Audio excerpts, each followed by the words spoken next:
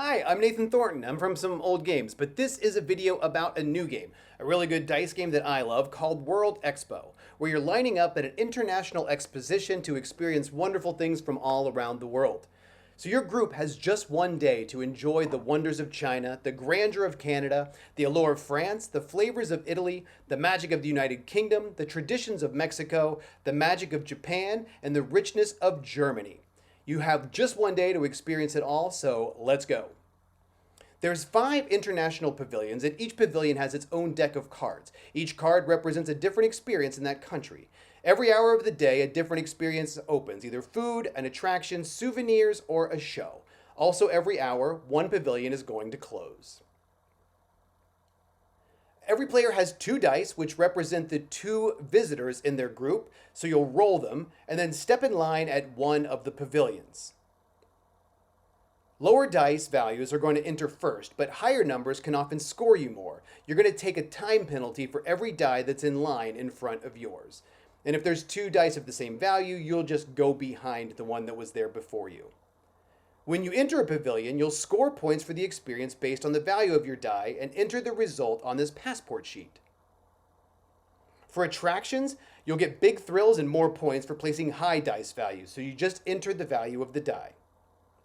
For souvenirs, you're going to add the value of your visitor die to the World Expo die, which is rolled each round, to buy items for points, and more rare combos get more points. For food, you're going to create a tasting menu by placing unique dice values. In your food roll, each number can only be placed one time.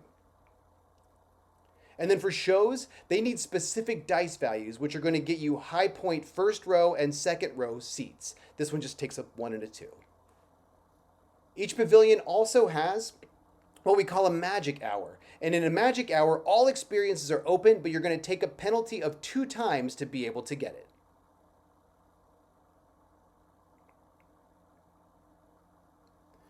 Some experiences award you tickets, and you can use those tickets to spending them to adjust the value of your die by 1. If you can collect 5 tickets, you can spend those to hire a tour guide. And your tour guide acts as a third visitor, and you can place it in a line, and the value always matches the value of the World Expo die, which is rolled each round. On your passport, if you can fill a whole row of attractions, souvenirs, shows, or food, you'll get bonus points.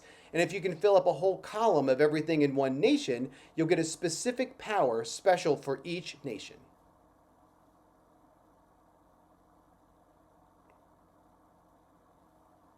Every player starts the game with an itinerary, and if you collect all the experiences on your itinerary, you'll get bonus points.